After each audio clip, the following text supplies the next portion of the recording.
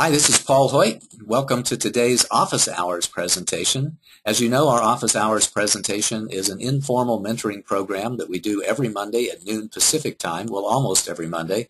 We skipped last week, but this recording is going to be available online for several days, and all recordings are archived in our members area.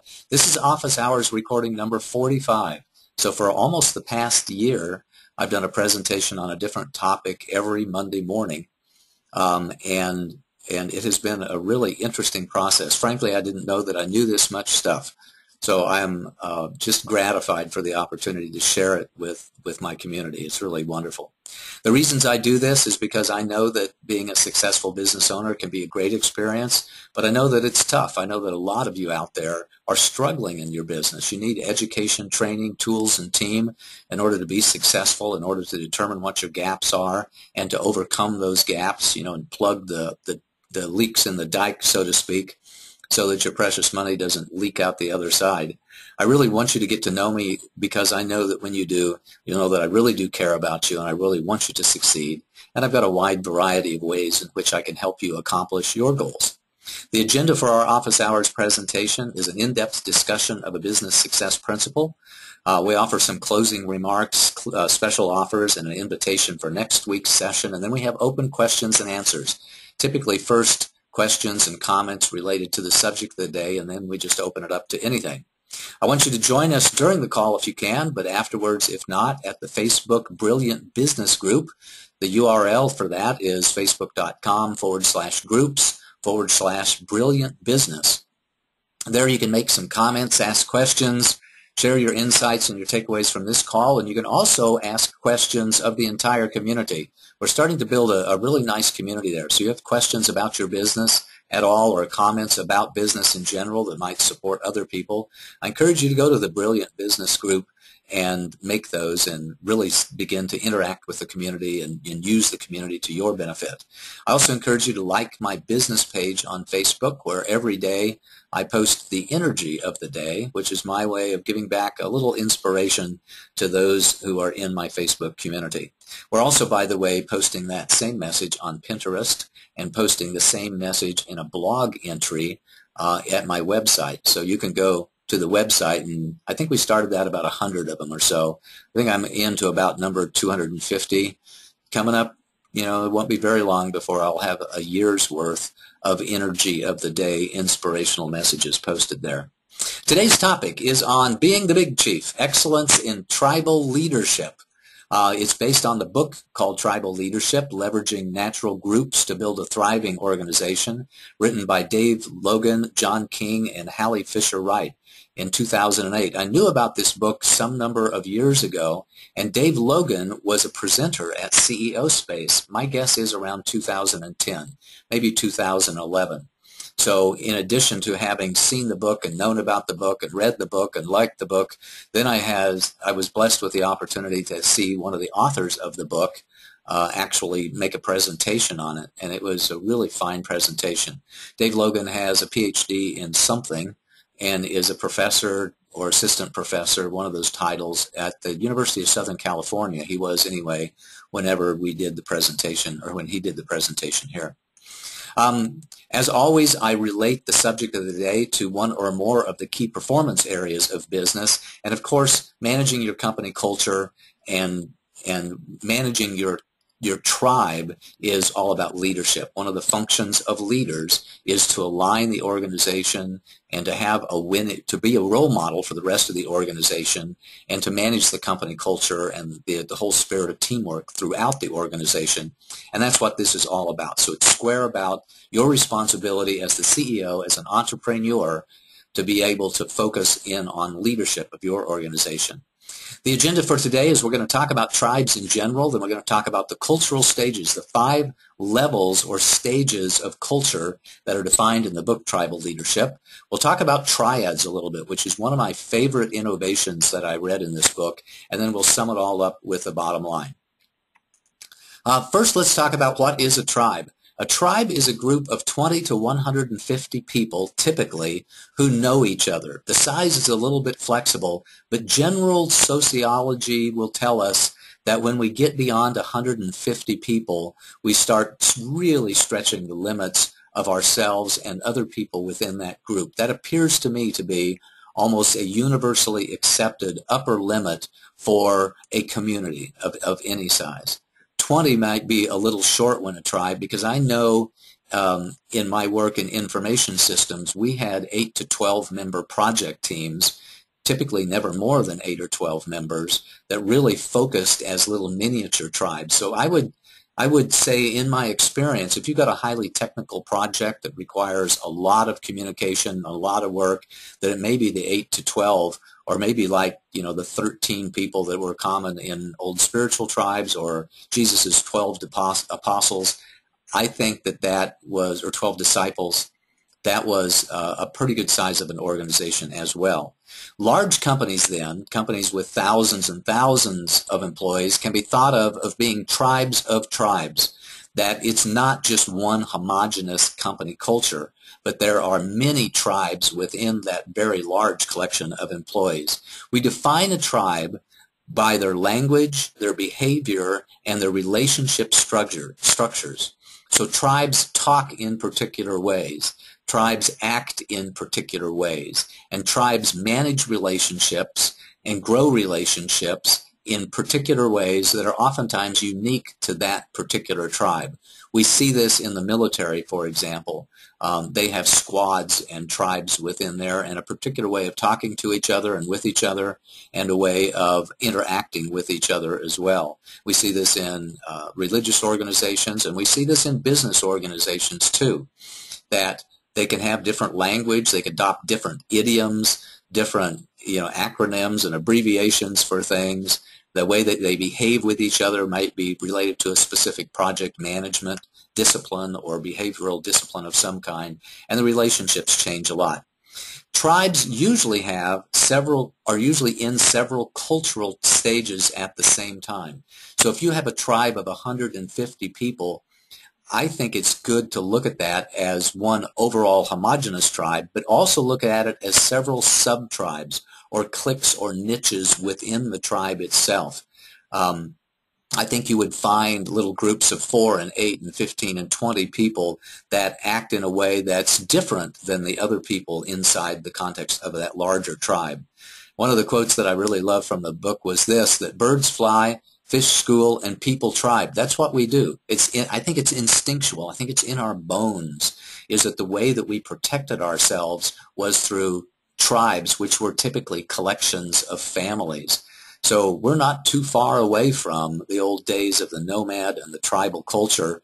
In fact, some entire countries still seem to have a whole bunch of tribal culture with them. It's because that's what we normally do in order to survive, in order to thrive and support each other and care for each other, is that we tribe. We come together in groups from 20 to 150 people, usually not much more than 150 people. Why do we care about this? Why do we care about the culture of our tribe and the way the tribe acts and the way the tribe talks to each other? The reason we care about that in the context of a business is for better performance.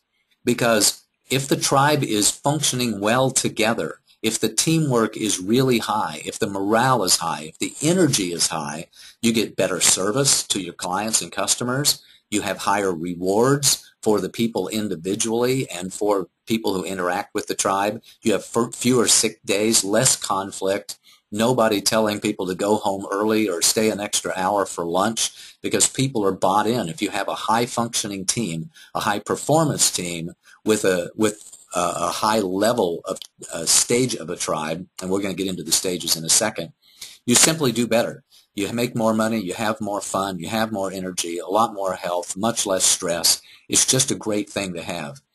And another way of looking at it is you as an entrepreneur, you as a CEO, you're only as capable as the tribe that you put together. And oftentimes managing the company culture, the way that we interact with each other, the way that we talk with each other, the way we talk about other people, is the solution to problems that you may have, especially if those problems have to do with relationship issues, customer service, quality, productivity, efficiency, effectiveness. All of those lines oftentimes the culture is the solution to a problem that you see in your business.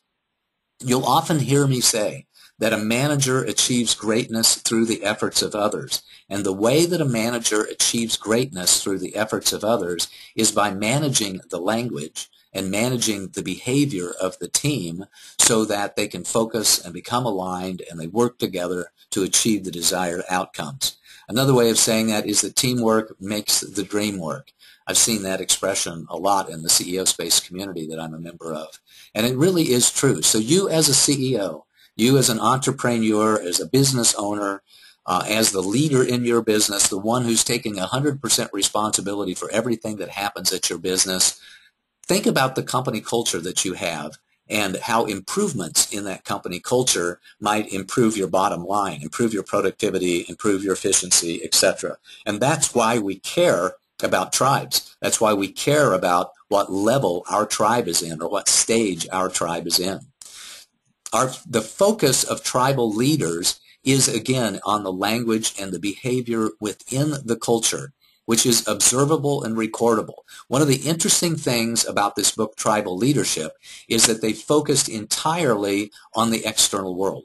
They focus on the language that you can hear or observe in writing and the behaviors that you can observe and document. Bottom line is, if you can't record it in some way, on a video camera or with a regular camera, then essentially it doesn't exist. It's not focused on beliefs, which is the inner game. It's focused on what people say and what people do. It's an outside-in methodology that they propose instead of an inside-out. I want to expand upon this just for a second, because we human beings have an opportunity to transform our life experience in these two different ways. One of the ways is to work from the inside out, to really look at our subconscious mind and understand, what we're feeling and what we're thinking and our opinions and our beliefs, and follow the old and I think very true adage is that believing is seeing. What we really believe about ourselves and believe about our self-worth and believe about the people with whom we interact becomes reality. In fact, we manifest that or we attract it. The other way is the outside-in approach, which says essentially that seeing is believing. And it says that we can do things in the outside world which dramatically impact our internal experience. And that's true too. One of the examples that I like to give is on changing language. I used to, and this is not that long ago, maybe like 8 or 9 years ago, maybe even less than that, I used to find myself using the word anxious a lot. I would say, I'm anxious to go to this party, or I'm anxious to have this conversation with a customer, or I'm anxious to have this meeting. And then I realized that the word anxious carried a lot of negative, fearful energy with it. So I just stopped using that word. And the word that I substitute in that is eager. So you will almost never hear me say the word anxious unless I truly am fearful about something. I use the word eager or excited or optimistic instead. And it's that outside-in approach, that shift in the language, which has caused me or really facilitated a shift in internal subconscious condition, in the way that I feel and the things that I really believe about myself and believe about others. So that's interesting, the way that we can change our language and change our behavior, and as a result, change the outcomes that we have, the performance that we have in our business, but we also change our internal experience too. And I'm a big fan of both of those things. Change the way that you think, change the words that you use, change the things that you do, and working together from the outside in and from the inside out, we can effect personal change much quicker than I think if we just take one approach or the other. Let's go through these 5 stages that were defined in the book Tribal Leadership and speak to those just a little bit, because each cultural stage has its own way of speaking and behaving, and tribal leaders then have a responsibility to determine the stage or the stages of the tribes in which they interact and focus on updating the language and the behaviors of their tribe. Because when you change the language of the tribe, you change the stage of the tribe. And it is great, they suggest as a technique to do this, is to begin talking about change by focusing on the values and, if possible, focus on a noble cause. So people are generally willing to be a little more flexible and a little bit less attached to their habits patterns, especially habits of speech and habits of behavior, if you remind them of the values of the company and remind them of the noble cause of the company, or better yet, the noble cause of their tribe. Then they can surrender a little bit, become less attached to their own ego, and be willing to sacrifice a little bit, be willing to be courageous a little bit for the benefit of the entire tribe, and not so much worried about their own, personal safety or their own personal agenda. So we're going to run through these 5 stages one at a time. The first one is life sucks. Oh my God, life sucks. It's just terrible. Life is terrible everywhere. Everything sucks. Everybody sucks. And the language that people use or tribes use when they're stuck in this particular stage is it's very negative, very critical, very disparaging, and despairing. I encourage other people to look at life as if it is a hopeless cause. It's a tremendous amount of victim energy. The behavior is either withdrawn or open hostility. The focus is on survival, but the focus oftentimes when you think life sucks is to get other people to believe it too. It's just terrible. Don't you agree that life sucks and we should all just piss and moan and be grumpy and grouchy and take extra time for lunch and do as little as we possibly can? People who are stuck in this level of shadow energy, of negative energy, of victim and prisoner energy, as I like to call them, are just difficult to work with. And as it turns out, they're kind of difficult to transform as well. Fortunately, it's only 2% of organizations that are stuck in this. And by the way, the book Tribal Leadership is what I call an empirical book. It was a study of organizations rather than somebody sitting in a castle and just theorizing the way things should be. When they created the book Tribal Leadership, they went out and interviewed organizations, and it's more of a report on what is as opposed to what should be, and it's a report on what works as opposed to what theoretically might or should work. Fortunately, they only found 2% of organizations out there that were caught up in the life sucks mentality and in that energy. And to help people move out of this, to help tribes move out of this, interestingly, we just take them one step at a time. And we help them see that not everybody's life sucks. And the way that, to me, the way that helps is because it gives them a little hope, gives them a little bit subconscious hope. There's a big difference in between saying life sucks for everybody and it always will, and saying that life sucks for me right now, but it doesn't suck for everybody. That's a big step. That's a step towards hope. That's a step towards empowerment. That's a step towards breaking out of whatever prison that you put yourself in through your thought patterns. And there's a little diagram at the bottom of the screen that you can see. And the person who is caught in this particular mindset just sees, a random whole bunch of people out there, and he believes that everybody else is having a miserable life experience just like they are. Fortunately, again, there's only 2% of folks, and you don't have to stay there. You can move to the next level, which is my life sucks. That's a big step up from life sucks for everybody. My life sucks has language patterns like can't and won't, and I'm going to give up and I quit and why try. A tremendous sense of despairing with this too, but not quite the level that we saw with level 1. The behavior that we see is apathy or additional victim energy, prison energy. They feel separate and apart from other people. But they do see that other people's lives are working, and they just know that theirs isn't. And again, this is a lot more hopeful than thinking that everybody's life sucks. 25% of organizations are stuck in this negative energy of I'm in a very bad place, my life sucks, which I think is a real shame. Because that can be very painful, and the more stress that you have in your life, the more health problems you can have, the more relationship problems you can have, and you may live a long time, but you're not going to enjoy it a lot. The way that you move upward out of stage 2 into stage 3 is to get people associated with a mentor who is at stage and can believe in them, which is a perfect segue to stage 3. When we focus on quick successes with people, we can help them feel more powerful. I call that the law of empowerment. The law of empowerment simply states that feeling powerful in one area of our life helps us feel more powerful in all areas of our life and gives us the courage to make changes in other areas of our life. So then stage 3 is, first with this little diagram in the upper right-hand corner, now we start to see that the world is not just a collection of random people where everybody's life sucks. We start to see that there are groups of people out there, and in some of these groups of people that their life can be pretty darn good. So there's hope for the individual that they can be a member of one of these tribes and join one of these groups of people, and maybe their life isn't going to suck too. So we move them in as much as possible into stage number 3, and this is where somebody has stepped into their personal power. They've stepped into their warrior energy. They're out of their victim energy, out of their prisoner energy, and into their warrior energy, and they believe that they are great. Usually that, unfortunately, goes along with, and you're not. I'm great and you are not. So the language is I, me, mine.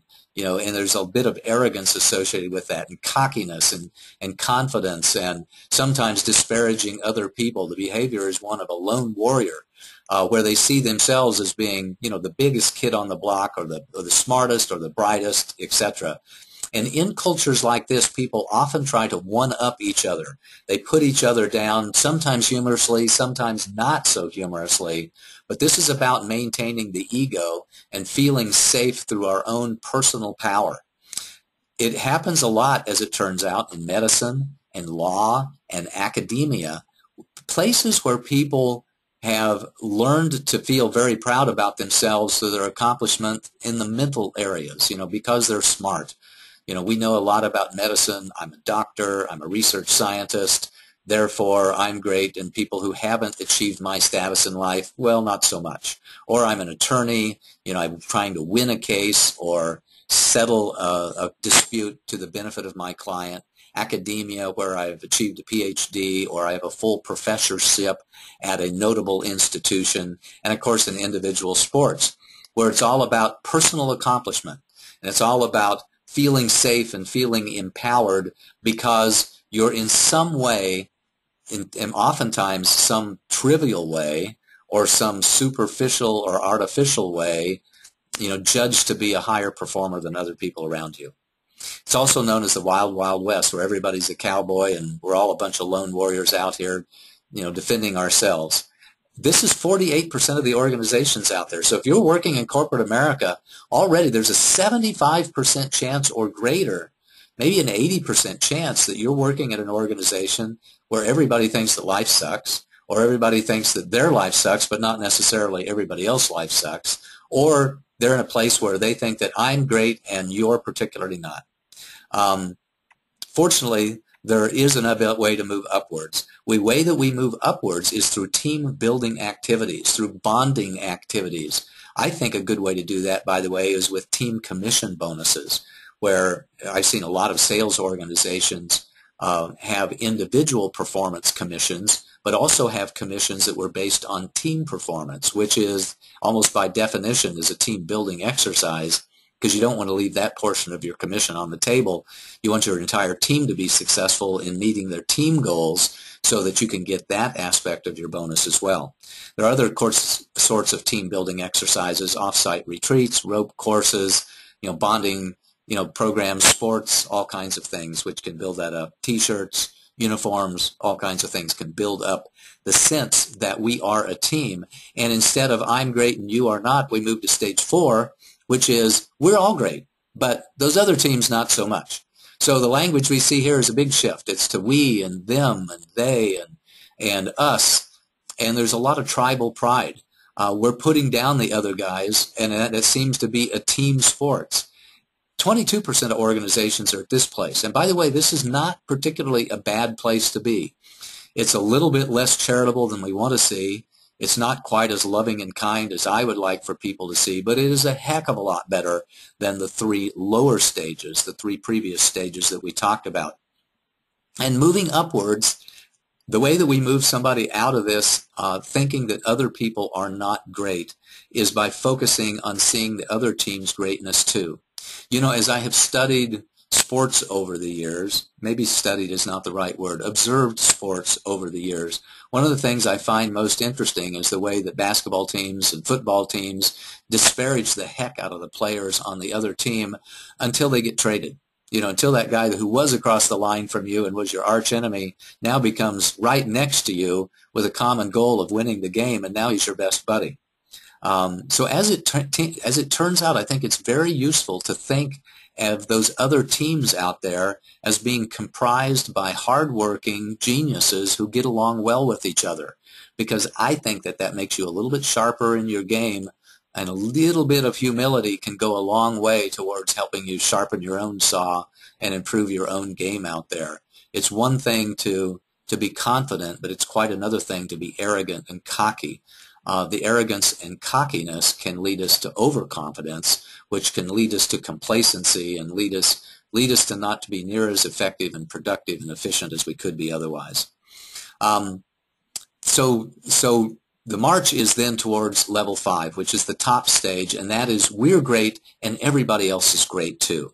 So we use some more team language like we and the same and the team, but what you don't hear is language that disparages other people. In fact, we look out at the world with great wonderment and amazement. Just life is so incredibly amazing with all of the people out there. Some of them work for our company, some of them work for the competition, some of them are on our team right now today, and some of them are not. But some of those people who are on that other team, wow, I think it'd be really great if I had the chance to work with them too. This is the top level of stages of tribal development. It's pretty rare, but I think it's becoming more and more rare as we have, or more common rather, whenever we have partnerships and alliances, because we're finding ways to cooperate, we're finding ways to collaborate, and we're finding ways to act in a term that I heard a few years ago called cooperation, which means that sometimes we're competitive, but sometimes we're cooperative.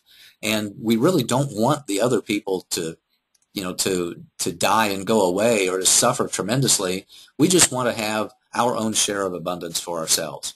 Unfortunately, this is only 2% of organizations that were studied out there. So we're seeing a classic bell curve here, with 2% at level 1 and level 5, 20 to 25% at level 2 and level 4, and 48%, almost 50% of the companies in level 3 right in the middle. I really like to have level 5 organizations or stage 5 organizations where we have just really nice things to say about other people, and we hope that they're successful in addition to us, and we see that there's enough to go around out there, and there's plenty of abundance, and if we do cooperate and get along, that we can all have thriving businesses, and we can all work well together. Unfortunately, they find in their studies that this usually lasts only as long as the competition is irrelevant. When your results start going downhill, and when you're not meeting your goals, then all of a sudden, fear kicks in, and one of the responses to fear can be anger, and it can be criticism and disparaging the other people. So this is a fairly rare event, and it happens usually when you've caught a viral wave and your business is growing great, and the only thing that you could possibly do is just try to keep up with the demand and hire as many wonderful people as you possibly can to work with you to help you accomplish your team's goals, your tribe's goals. But unfortunately, as they have found out, that it only lasts as long as the competition is completely irrelevant. And speaking about competition being irrelevant, that kind of reminds me of the office hours presentation I did just 2 weeks ago on Blue Ocean Strategy. If you're interested in understanding how you make the competition irrelevant, go back and listen to the office hours presentation on the Blue Ocean Strategy and get some tips and techniques there. So here's a summary of the stages defined in the book Tribal Leadership. About stage number 1 at the bottom is life sucks, where there's a lot of desperation, open hostility, everybody feels alienated. The next one up is my life sucks, but it's okay for other people, where we feel like we're separate and we feel a sense of insecurity and ineffectiveness. And hopefully we move soon into level 3, where we think that I'm great, but unfortunately we think that other people are not. So you see a lot of ego and arrogance and putting people down. We feel very useful here, but we don't feel like, on the same tribe with everybody. The next one up is where we really kick into having a lot of team pride and team camaraderie, great productiveness, effectiveness, communications within the team, because people put the tribe's the tribe's best interest above their own. And the mantra is, we're great. We have a lot of tribal pride. My team is accomplishing this. I'm achieving greatness through the efforts of others, which is what a manager does or an entrepreneur does. So if you want to be an effective manager or want to be an effective entrepreneur, at a minimum, we want tribal pride. And we want you to feel very important and very useful and to really facilitate and encourage the great performance of your team. And I encourage you to try to go for level 5 as well, where life is great, where we really do respect, acknowledge, encourage, support, wish well of everybody, oftentimes with a spirit of innocent benevolence, and where we feel like our cooperation or our portion in this mystery of life is very vital. And oh, by the way, everybody else's is too. I want to, just before we conclude here, introduce a concept which is in the book, which I really like, and that is the concept of triads, which is one of their most effective mechanism for changing language and changing behavior and moving peoples and tribes up through the different stages of the tribes. So it's really focused on maintaining and building relationships, and it's the smallest unit that can be had for any meeting that they recommend, especially if there is any sort of contentious or difficult relationship between two people. So in a triad, each person is focused on strengthening the relationship between the other two people. And one of the techniques that tribal leadership recommends is that you form triads out of your team. And people always meet in 3s. You never meet in 2s.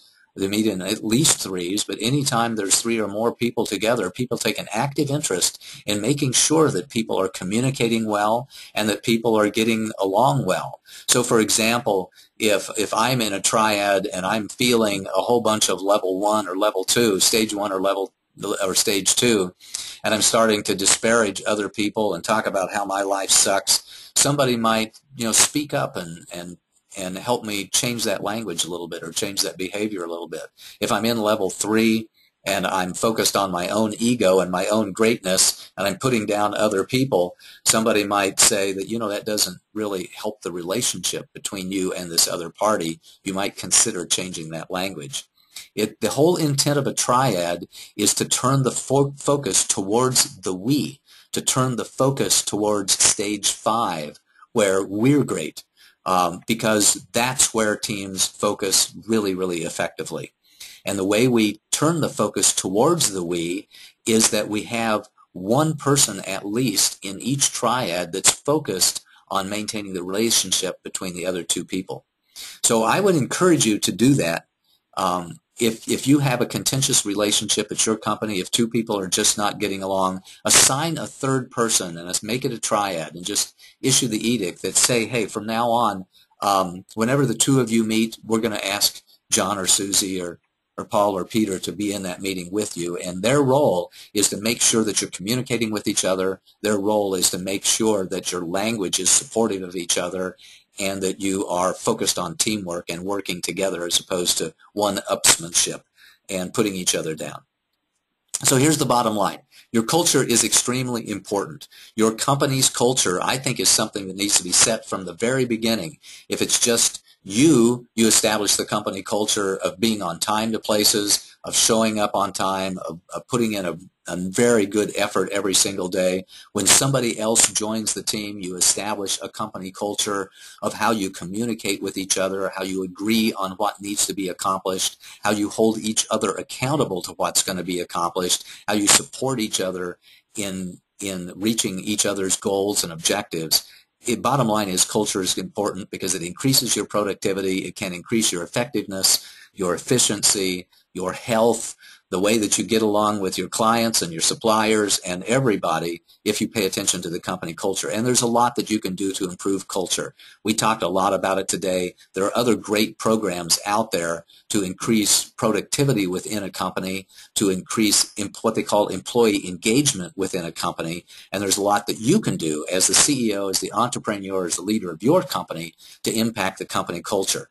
I encourage you to head towards stage 4, the We're Great stage, by modifying the language and through the implementation of triads. Change the I thinking to the we thinking so that your teamwork can make the dream work. And while you're at it, focus on your own personal upgrade. Ask yourself periodically throughout the day, am I operating at stage 1? Am I operating at stage 2? Am I operating at stage 3? Or have I made it to stage 4? And if so, what do I need to do? How do I need to shift my own thinking to make it to stage 5? For those of you who know some of my inspirational works, you'll know that I've got the 6 levels of consciousness that I talk about a tremendous amount, which are from the bottom to the top: the victim, the prisoner, the warrior, the seeker, the master, and the angel. And if you want any more information on that, you can drop me a line or send me a text or something, and I'll share that with you. What I see throughout many, many different systems, we talk about levels of performance, we talk about levels of mindset, levels of attitude, and there's a lot of different ways to chunk that and categorize it. This book on tribal leadership, especially with the tools and the way that they recommend that you can, as a leader, effect greater tribal performance and enjoyment of life, is one of the best ones that I have seen. So, in our agenda today, we talked about tribes and what tribes were. We talked about the cultural stages. We talked about triads, and we talked about the bottom line. Here's your homework. Buy the book and read it, Tribal Leadership by Dave Logan and a couple of other authors in 2008. Use that to think about your tribes, what's going on at your company right now, how many different tribes you have, and how many little cliques that you have, and the stages of those tribes. And try implementing a triad anytime there's a relationship challenge, and try shifting the language and shifting the behavior to see if you can't get your tribe to move up a notch, to move up a stage. And I, of course, as always, we encourage you to get coaching and support if you're having a culture problem at your business, or if you see a culture opportunity at your business. To get advice and counsel from outside parties, I think can be a very effective way of going forward. In just a second, we're going to open it up to questions and answers, where we'll have comments and questions on the topic of the day and any other issues that you might have. I encourage you to talk to me about what your biggest takeaways were and what insights that you may have gained from this presentation, and tell us what you're going to focus on. Do that in the Brilliant Business group of Facebook, or you can do it right here in the chat window. Feel free to ask a question if you want to do that. Just a quick word about who I am and what I do. As most of you know, my distinctions are, number one is I don't want a lot of your money. I want you to get the support that you need, that you can use and you can afford in order to meet your company's goals and objectives. I don't want you to jump into the deep end before you learn how to swim, and if you're already in the deep end and you're thrashing about and you're struggling, then we've got a lot of ways that we can help you escape from that struggle. I also don't believe that belief and persistence alone will guarantee your success. I think there's a whole bunch of laws that govern the way that we create things here on the physical plane. The laws of engineering and science, the law of planning, the law of operations and quality results. There are more than a dozen of them that I think that you need to focus on, in addition to having a great mindset and a great attitude and being persistent. Our support services, therefore, we provide education and training and consulting and coaching, and we're offering a brand new program that's starting like right now today. This is the first time I've announced it to anybody, and that's what I'm calling Growth Project Management. We are now being willing to jump in and take an operational role at your company, to act as a project coordinator, as a project manager, to take on COO responsibilities, other sort of management coordinator responsibilities, to help you make sure that you get the job done. So if you're interested in having somebody on your team who doesn't do just planning and just education, but will roll up their sleeves and pick up the shovel and do the work with you, work up a sweat with you, and take ownership of the job that needs to be done, then by all means give us a call and let us talk to you about our new growth project management offerings that we have. We also put out a brand new product this last week at CEO Space called the Business Growth Acceleration Kit. It's a collection of free things that we know are going to help you move forward in your business. There's a new online program that I created called the 5 Choices of Winning CEOs, which is a summary and I think a very clear expression of literally everything that I've learned as a business consultant over the last 13 years. So I encourage you to pick up that program. There's an article on the 10 things you should know about raising capital, some of which I'm sure are going to surprise you. There's samples of some of my inspirational works, a free business clarity session with either Stephanie May, who's my who's my senior consultant on staff, who, by the way, is an absolute dynamite coach. We give you a free business clarity session to see if there's something we can help you solve right away, as some surprise bonuses, and I really think the value of this program is going to be enormous. This is going to be our brand new level 0 or level 1 product, a collection of a lot of valuable things, and I think interesting things and informative things that we're giving away to people for the continued privilege of staying in contact with them and talking to them about their business goals and how we might be able to help them accomplish that which they want to accomplish. Just go to get it. You can go to paulhoyt.com/CEO bonus, paulhoyt.com/CEO bonus. And if for some reason you lose track of that, just reach out and contact me. The contact information will be here on the final page of this presentation. I also encourage you to purchase my CEO training program. Everybody that has purchased this loves it. They say they wish they had had the training and the education that came along. They wish they'd have gotten it years and years and years ago. Some of you on the call today have had the opportunity to go through this program, and I appreciate your kind words about it, because it really is what you need to know when you're the CEO. It really will help you avoid those $5,000, $10,000, and even larger mistakes that will slow you down or shut you down in their business. The next office hours presentation, I have it down for September 1st, and I just realized that next Monday is Labor Day. So keep your eyes open. We may delay it, we may postpone it, we may skip another week. I'm going to talk to my team and see how many people might actually be on the call on Labor Day, or whether we want to postpone that in some way. I just realized that right now. So keep your eyes open for the emails that come out about what we're going to talk about, if we're going to talk about them next Monday. I haven't decided on the topic yet, and if you have a topic, of course, then you can go to paulssurvey.com or just pick up the phone and give me a text or a call or an email or something and suggest a topic, because who knows, I might just spend a day or more creating a presentation that is exactly what you needed to hear to move your business forward.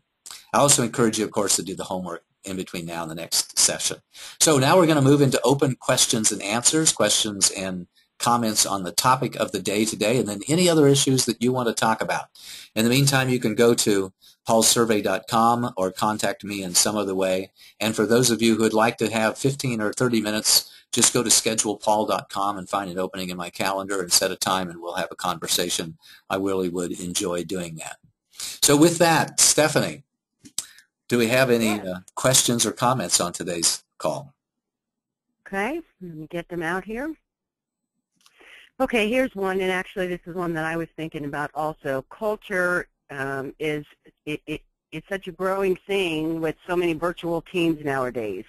With so many people on your team working virtual, what do you recommend as far as the culture for the virtual environments?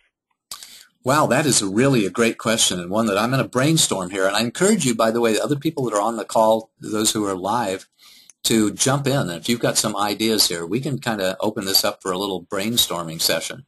Because we are, in essence, a virtual team. I'm sitting here in a hotel room in Las Vegas, and you're wherever you happen to be across the country. Philadelphia and Florida and Houston and Wichita, Kansas, people are all over. We're our own little virtual team here. One of the things that comes up to me is ritual. I think it's important to have a common ritual and a common agenda to the meetings that you have. For example, a staff meeting should have a very formal and set agenda, because that makes people feel more comfortable and more part of the organization. When the meeting starts, all of a sudden, they're in the zone of being in that community or being in that tribe. Church organizations do this a lot. They have a lot of ritual. The organ starts to play, and you know that you're going to have an opening prayer, and then a little thought of the day, and then a little whatever, and then the sermon for the day. They use the power of ritual a lot to build community. So I think that may be really important with virtual teams to have that ritual. And you can have things like, theme songs or theme music that you play to really help people feel a part of the team. Because one of the things, of course, that was recommended from moving from level 3 to level 4 in today's conversation were those team building activities. It's a lot easier to have team building activities when the team is in the same physical proximity. When they're not, then things like surveys and contests and rituals and sending people T-shirts and doing other things to help them feel a member of that community and a member of that team, I think would be very important. But that'd be a good subject for me to research or somebody else to research as well, is how do we promote teamwork and a community kind of atmosphere or environment when the team is a virtual team. We can't gather around the coffee pot and go out to lunch together anymore. So how do we do that? I wonder if anybody on the call today has any ideas around that. I think that you have the ability, by the way, to raise your hand if you want to. It's on it's one of the options on the control panel there. And I see Sean McCullough raising his hand. So Sean, I'm going to take you off mute and give you an opportunity to speak to this if you'd like and share your guidance there. You're off mute. Hey, how's it going, Paul? Great to be here with everybody. Yeah, one of the things, Paul, I was actually just in North Carolina with a world-class company called myemployees.com. I'm friends with the CEO down there, and I was just typing in the text little area here on GoToMeeting. There was a picture graphic that I picked up in his training room. And Paul, I'll tell you what, talk about employee engagement, talk about culture, and everybody being a real integral part in the operation to accomplish what they accomplish. He has like a gazelle type company. He's been in business 25 years. Took him a while to get to where he is, but the guy has increased his business by 20% every year. This is the first year it hasn't increased by 20%. And once you get to that level, 8 million annual, it's hard to increase. But the biggest thing that I got was what you already shared and talked about today was the collaboration and the cooperation, and it lines up with CEO Space. I think David's going to join CEO Space. I told him about it, and this guy's just a real giver, man. He just loves seeing people shine bright. But yeah, I'm going to post the picture graphic in the Facebook page that you have for this call, and you'll see what it is. It's basically, to give you a visual, it's basically 10 Clydesdales, horses, that are all going in the same direction, and then you got one jackass holding everybody up, right? So it's like, if your attitude sucks and you were talking about whining, complaining, like, oh God, get out of here. And then at the bottom of it, he said he's going to switch it up, and I was like, wow, man, that's a really great idea, to give it more power and more punch. But he, at the bottom of the graphic, there was 5 Clydesdales and 2 jackasses slowing him down. He said that's the typical American company. Yeah. Where he's building a world-class organization. And he said, I'm going to come up with another one, because you know how sometimes, especially with salespeople or A-type personalities, they want it their way. It's got to be their way. Everybody's going in a different direction. Cool. Right? And he said, if you imagine all these Clydesdales, and you got a world-class company, and every Clydesdale is going its own way, would the company go to where it's going to be? No. It would be an absolute mess. So, I mean, that's my, when you were sharing all this stuff, I love hearing you teach and share, Paul. You're awesome, man.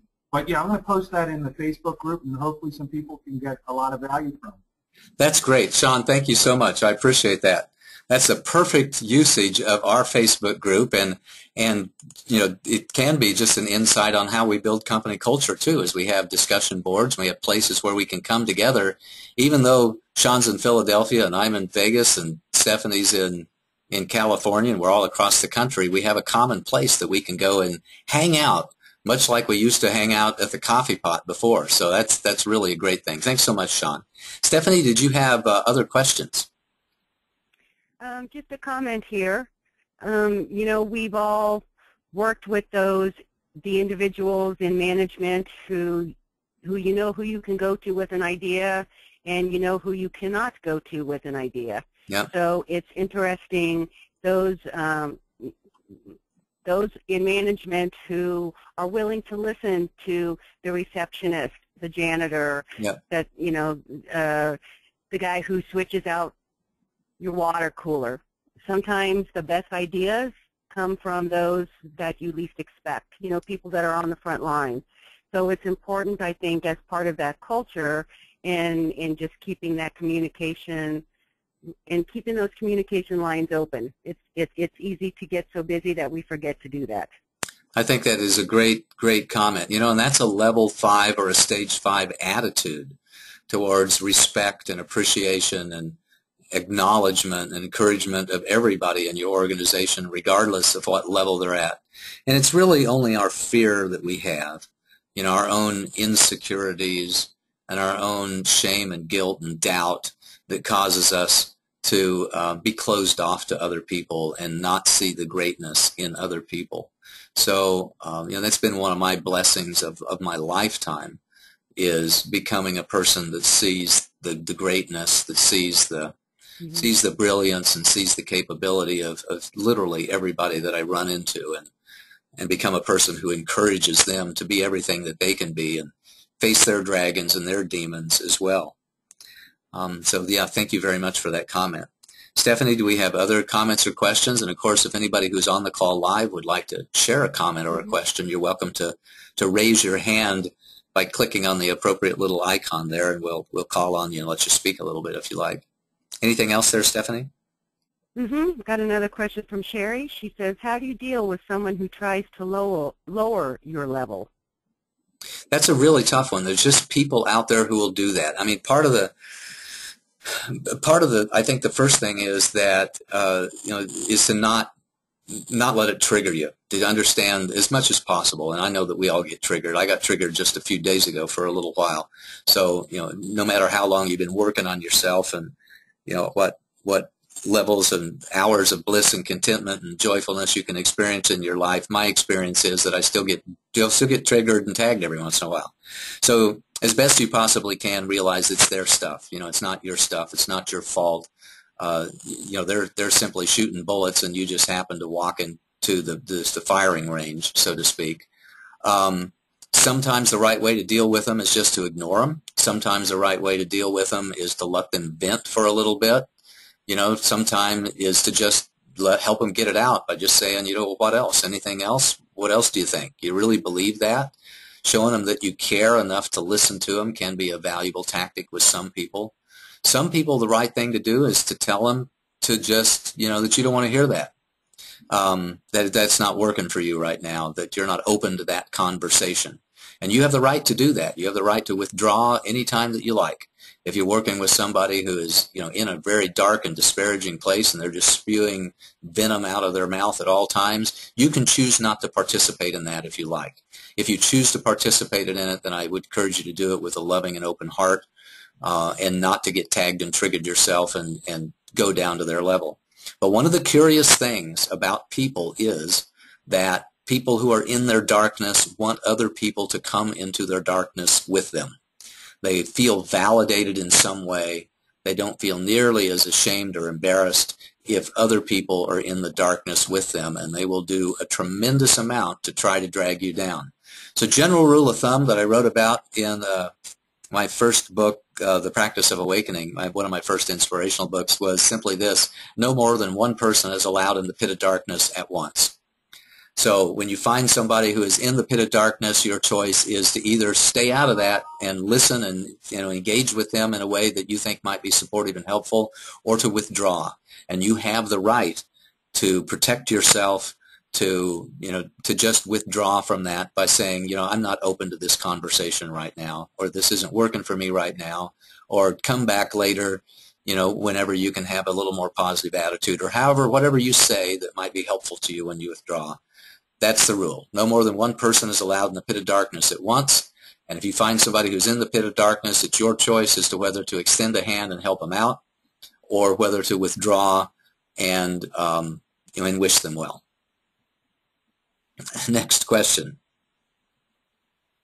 Okay. I've just got one other comment, and this is actually from me. I've been working virtual for probably over 15 years, and I think one of the the big things for me in working virtual and keeping that connection open is to remember that we're all human beings and that we all have other things that are going on besides just work. Yeah. So it's one of the things that I really relish about working with you, Paul. Whenever we start our calls and our conversations, it's always, how are you?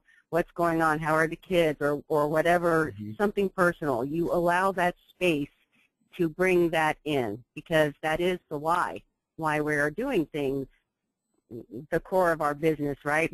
Why we are striving for that many times for success is that why. So I really value that opportunity to keep that human connection on a personal level. I think that's, right? Does that make sense? That makes more than sense. I think that's a beautiful, beautiful piece of wisdom, and maybe even a great way to close the call, unless you find another burning question out there, because we are at the top of the hour. Anything that you think would add to that, or would you say that that's a great place? As I am, my intuition is that that's a great little piece of wisdom to close the call with, is that, to take a minute and step back and care about the other person as a human being, and understand that, that not everybody's life is pleasant beyond the 8 to 5 or beyond the working relationship that you have, and see if we can't have a little more care and a little more compassion and tenderness and kindness towards each other. I think that's a pretty good way to leave it.